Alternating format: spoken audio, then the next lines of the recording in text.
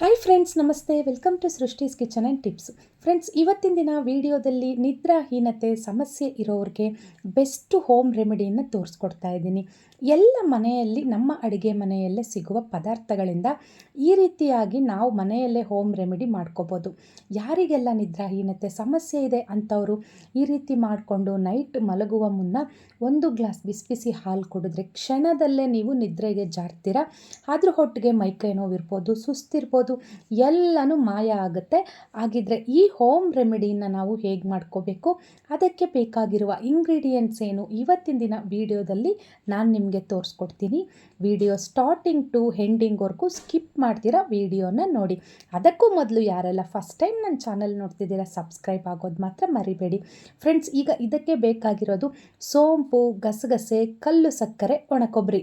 ಇಷ್ಟೇ ಈ 4 ಇಂಗ್ರೀಡಿಯೆಂಟ್ಸೇ ನಮಗೆ ಬೇಕಾಗಿರೋದು. ಈ ಸೋಂಪು ಅನ್ನೋದು ನಮ್ಮ ಆರೋಗ್ಯಕ್ಕೆ ತುಂಬ ಉಪಯುಕ್ತಕರ. ನಾವು ಅಡುಗೆಗೂ ಸಹ ಯೂಸ್ ಮಾಡ್ತಿರ್ತೀವಲ್ಲ, ಆ ಸೋಂಪು. ಇದು ಸ್ವೀಟ್ ಸೋಂಪಲ್ಲ. ನೋಡಿ, ಸೋಂಪನ್ನು ತೋರಿಸ್ತಾ ಇದ್ದೀನಿ. ಹಾಗೆಯೇ ಇದಕ್ಕೆ ಚಿಕ್ಕ ಒಣ ಕೊಬ್ಬರಿಯ ಚೂರುಗಳು 1-2.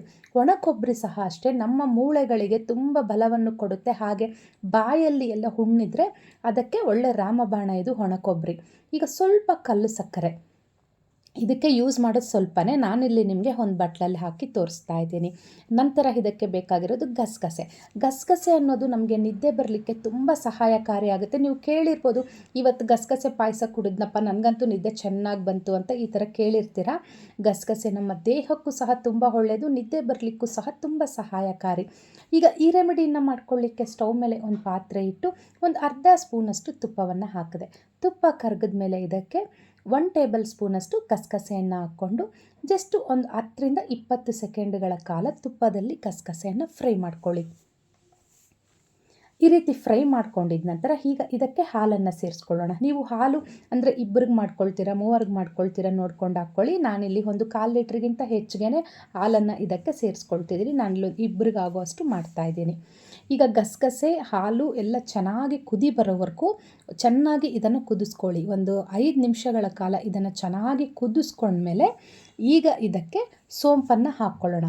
ಸೋಂಪು ಒಂದು ಅರ್ಧ ಟೀ ಸ್ಪೂನಷ್ಟು ಹಾಕ್ಕೊಳ್ತಿದ್ದೀನಿ. ಗಸಗಸೆ ಮಾತ್ರ 1 ಟೇಬಲ್ ಸ್ಪೂನ್ ಹಾಕ್ಕೊಳ್ಳಿ, ನಿದ್ದೆ ಚೆನ್ನಾಗಿ ಬರುತ್ತೆ.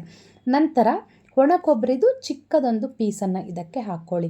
ಈ ಒಣ ಕೊಬ್ಬರಿ ಎಷ್ಟು ಹೆಲ್ಪ್ ಅಂದರೆ ನಮ್ಮ ದೇಹಕ್ಕೆ, ಬಾಯಲ್ಲಿ ಕೆಲವ್ರಿಗೆಲ್ಲ ನೋಡಿರ್ತೀರ, ಚೆನ್ನಾಗಿ ಹೀಟ್ ಆದಾಗ ಕೆಂಪಾಗಿರುತ್ತೆ ತುಟಿ ಹತ್ರ ಎಲ್ಲ ಒಳಗಡೆ.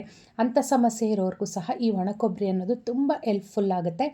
ಈಗ ಇಷ್ಟು ಇಂಗ್ರೀಡಿಯೆಂಟ್ಸ್ನ 5-6 ನಿಮಿಷ ಸ್ಟವ್ ಮಧ್ಯಮ ಹುರಿಯಲ್ಲಿಟ್ಕೊಂಡು ಚೆನ್ನಾಗಿ ಕುದಿಸ್ಕೊಳ್ಳಿ.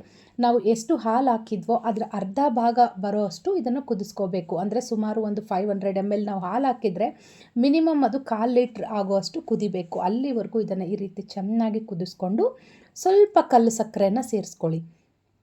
ಕಲ್ಲು ಸಕ್ಕರೆ ಸಹ ಅಷ್ಟೇ ಹೆಚ್ಚಾಗಿ ಹಾಕೋ ಹಾಗಿಲ್ಲ, ಒಂದು ಸ್ವಲ್ಪ ಆದರೆ ಸಾಕಾಗುತ್ತೆ. ಒಂದು ವೇಳೆ ಡಯಾಬಿಟಿಕ್ ಪೇಷಂಟವರಾದರೆ ಇದನ್ನು ಅವಾಯ್ಡ್ ಮಾಡ್ಬೋದು. ಈಗ ಸ್ಟವ್ ಆಫ್ ಮಾಡ್ಕೊಳ್ತಾ ಇದ್ದೀನಿ. ಸ್ಟವ್ ಆಫ್ ಮಾಡ್ಕೊಂಡ್ಮೇಲೆ ನೋಡಿ, ಇದನ್ನು ನಾನು ಪಕ್ಕಕ್ಕೆ ತೆಗೆದುಕೊಳ್ತಿದ್ದೀನಿ. ಈ ಒಣ ಕೊಬ್ಬರಿ ಹಾಕಿದ್ವಲ್ಲ, ಅದನ್ನು ಪಕ್ಕಕ್ಕೆ ತೆಗೆದುಕೊಂಡು ಈಗ ಇದನ್ನು ನಾನು ಗ್ಲಾಸ್ಗೆ ತೆಗೆದುಕೊಳ್ತಾ ಇದ್ದೀನಿ. ಗ್ಲಾಸ್ಗೆ ಹಾಕೋ ಮುನ್ನ ಈ ರೀತಿಯಾಗಿ ಚೆನ್ನಾಗಿ ಮಿಕ್ಸ್ ಮಾಡ್ಕೊಳ್ಳಿ. ಮಿಕ್ಸ್ ಮಾಡಿಕೊಂಡು ಇದನ್ನು ಶೋಧಿಸುವ ಅವಶ್ಯಕತೆ ಇಲ್ಲ, ಯಾಕಂದರೆ ಇದರಲ್ಲಿ ಗಸಗಸೆ ಎಲ್ಲ ಹಾಕಿದ್ದೀವಲ್ಲ, ಸೊ ಹಾಗಾಗಿ ಶೋಧಿಸೋ ಅವಶ್ಯಕತೆ ಇಲ್ಲ. ಸೋಂಪು ಬೇಕಾದರೆ ಈ ರೀತಿ ಕೊನೆಯಲ್ಲಿ ಉಳ್ಕೊಳ್ಳುತ್ತೆ, ಏನು ತೊಂದರೆ ಇಲ್ಲ, ಶೋಧಿಸೋದೆಲ್ಲ ಬೇಡ. ಈಗ ಫ್ರೆಂಡ್ಸ್, ಮಲಗುವ ಮುನ್ನ ಇದನ್ನು ಒಂದು ಅರ್ಧ ಗಂಟೆಗೆ ಮುಂಚೆ ಬಿಸಿಯಾಗಿ ಕುಡೀರಿ.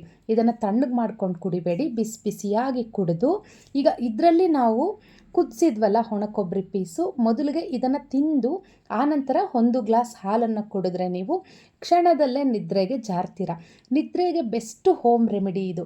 ಇದು ನಿಮಗಿಷ್ಟ ಆಗಿದ್ದಲ್ಲಿ ಲೈಕ್ ಮಾಡಿ, ಶೇರ್ ಮಾಡಿ, ಸಬ್ಸ್ಕ್ರೈಬ್ ಮಾಡಿ. Thanks for watching.